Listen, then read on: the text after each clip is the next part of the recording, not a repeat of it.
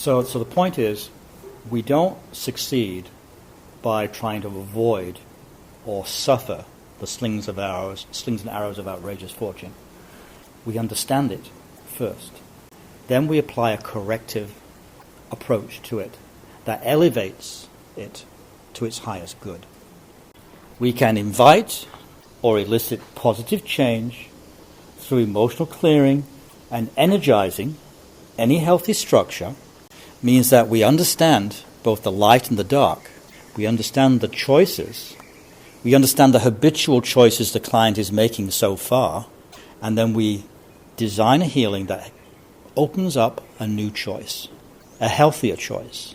It may mean helping the client energize their emotional body so they can really take in how they've been abused by their situation. And suddenly they wake up and they say, oh my God, you mean it's not normal to get beaten every day by my mother? Or burned with cigarettes? These are extreme cases, but it happens. The moment we understand the problem, then we can design a solution. We can design an antidote. But unless we can know the dark magic, the light, that which is bad in the world, painful, suffering, incredible suffering, unless we understand it, and as the shaman has been teaching us, process it in your own body. Process it in your own body. You've got to be willing to take it in. And sometimes it's really hard. Relational energy fields tend towards habitual stability, right? They go back to the old. And you'll see this with your clients. Where they start to get close to where there's a new choice. Yes, psychotherapists, yes? They get choice, and the new choice starts to appear. The door starts to open.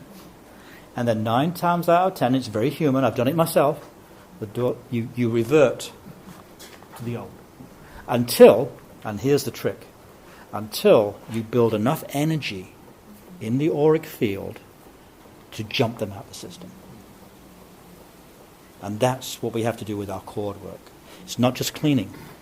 We also have to generate enough of a charge in the auric system to jump them out of the habit. In part, that's another reason why these groups like this are helpful, because there's more energy here. I can generate somewhat one-on-one, and if the client works with me well, which my clients that are here, you guys work really great, we can do stuff. But here in this week, you've got more battery packs. Yeah, you've got more energy. That's why the Barbara Brennan School works and other healing schools work. They provide a battery pack where we can get a lot of work done very fast. The trick then, though, is to integrate it back into our lives and make it functional outside of a group. So ideally, you take your experiences here, back into your everyday lives, and find how to make it work for you, with girlfriend, with work, with clients, with, That's what we're looking at. First of all, we have to take the pill, and, yeah. Is it the blue pill or the red pill? That's my advice. I'm dyslexic, so I'm likely to... Okay, well, whatever the pill is. Is it blue pill? I can never remember. I think it's the blue pill. Or the red, the blue pill I think is the one you wanted to take. The red was the stay asleep. The red is a stay asleep thing? Yeah, okay. Well, whatever the... the lightsaber terminology. Yeah. But we all know what it means, right? So, let's we've got another 10 minutes or so, and then this afternoon we're going to do some practical stuff I'm going to lead you through. Comments or questions? Each individual person will have to decide where on the continuum they are. So think of when you first start out, you're like a small flower. It's coming up through the ground, all right? You have insight, you're excited about it, but it's still not strong in your system. If then you go and try to share that with the habitual system, who's going to win? They'll shut you down. Yeah, because there's more energy in their energy fields than in your little tiny one. So the esoteric knowledge is this. When you start opening up, you keep it to yourself until you grow strong enough that you can then start stepping out. Not fully, But you just step out, you try it on for size, and you step back, you integrate, until eventually you can stand in your own. So you start out with an oak tree, starts out very small, is very fragile. If I was cruel, I would step on the oak tree. But once it's an oak tree, you can say and be who you are. People will have their opinion. Everyone has their opinion. You may even let them enjoy them having their opinion. I certainly do. But you know who you are. Once you reach that point where you know who you are, and you're making healthy choices for yourself, the world will just keep rolling on. However, the choices you make for yourself will affect people. Because we're all connected. Maybe not now. Maybe 10 years, 20 years, 100 years. But if we do our work to spiritually elevate and strengthen ourselves, it will have an effect on the system. If it didn't, Peter, they would shut us down. That's why they shut us down. That's why they laugh at us, tell us we're conspiracy theorists, we're insane, all these labels to try to return to habitual stability. Same thing happened in black culture, right? Remember in black culture, Black Panthers, all these incredible Martin Luther King, started to grow. It was going to change society, not just for the U.S., but for the planet, And they shut it down. They shot the people, they framed them for this, and they bust in the drugs into the neighborhoods, and they shut it all down. And what happened? What happened there? I mean, it's just, you can read about it. Now we can look back on it with all the released documents. It was a plan. But they'll do the same with any kind of opening that threatens commercial interests. We have to be smarter than them. And the classic thing with evil, or the dark magic, is it's usually better organized than white magic. Yeah. Much better organized. So we actually have to learn some skills. We have to get better organized. Yeah? Why is that? Because if I have a plan, let's say I'm Monsanto, right? I have a plan. I'm going to patent all the food on the planet. So I can run my GMO scam. I can do this. If I tell you about it, you know how we have all this organic food, Mike? I've got this plan now. I'm going to reduce all the options you have and make you eat what I sell you. It's going to create, diseases for you and your family and your children. That's what I'm going to do. If I tell you that, you're quite rightly going to hit them in the nose or oppose them, right? Your warrior will come out. So instead I say, no, Monsanto makes good things grow. I'm going to keep it secret. I'm going to pay off the politicians so they hide it. In the meantime, I've got my factories here and I'm slowly seeding stuff. So it has to be kept secret so it grows so big that it becomes part of the status quo.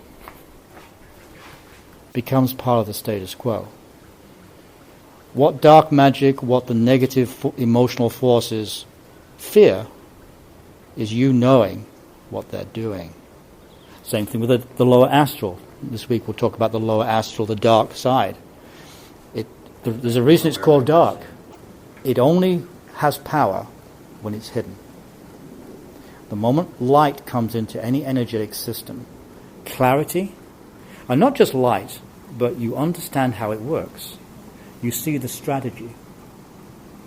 That's being, the game that's been spun around you. The moment you have the light and you see their strategy, their power shrinks from 99% down into single digits. Thanks for that. But not necessarily so. There are ways to communicate that are not manipulative and empowering. Just to tag on, so I'm tagging on to Mike's question and also kind of segue into you. The issue is about authority. So it's not just that they're better organized, it's that they have the authority, or more accurately, they assume authority. And this is built, and they know this because it's built into our nervous system. We are a social animal. We assume that mother and father know best. We assume the government knows best. We project our inner authority, remember that soul, self-spirit, onto someone who says, yes, I'm the authority. I'm the Pope, I'm this, I'm that, yeah, I'm the president, I'm this.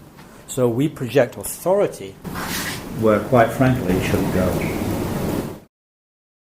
So how this ties in with cord work, astral healing, relational healing, is we're actually looking to return authority, personal power, back to the person. Because we as a species have a flaw in our operating system. We let people who don't deserve to have the authority have the authority. And we do it because we need to get better organized, but also awaken. And this is what I believe the awakening process is. It's not about filling your aura full of light and seeing that all is one.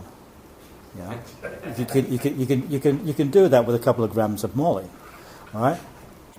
It's about waking up to this whole thing, black and white, habitual choice versus personal spiritual options, and like the shaman of old, digesting in your system and making your choice based not on what is right and wrong, but based on what your soul wants to do. When I was teaching in the 80s and the 90s, it was very hard at that time to bring this information to a clarity for energy healers, because almost everybody wants to be the Jedi. They don't want to be the Dark Lord, right? Everyone wants to be the healer. Nobody wants to be the shaman who struggled with demons, like Gandalf falling into the pit, struggling, fighting for enlightenment. We all, in the 80s and the 90s, wanted instant enlightenment. We wanted the quick fix, like instant coffee. And it doesn't happen. It doesn't happen. So that's part of the problem, is that's a long training program for all of us to get to grip with the black and the white, and not choose black over white, and not choose someone else's authority,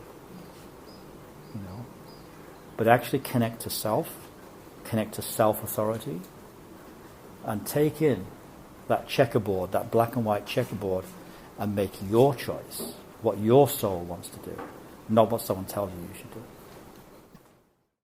The two strongest personalities, once they were done. And there's two things there, and then we'll have our lunch. The first is that when you hit a crisis, a place of holding with your client, or in your own life, that isn't moving, don't think that there's a problem there. There's a solution brewing. You've hit a point like there where if you just keep building the energy, you keep cleaning, you keep building, eventually the dark side, the anti-life stuff, splits, separates. The light brings together. Not one over the other, together. And that's what we're looking for in our energy healings and our personal transformation. To avoid boosting the split or feeding the denial. I don't want to see it. It's too much for me to take on. And instead, bring things together. That's when things transform. And on that, let's have our lunch, and we have an hour and a half break. Thank you for your attention. And maybe wear something a little looser.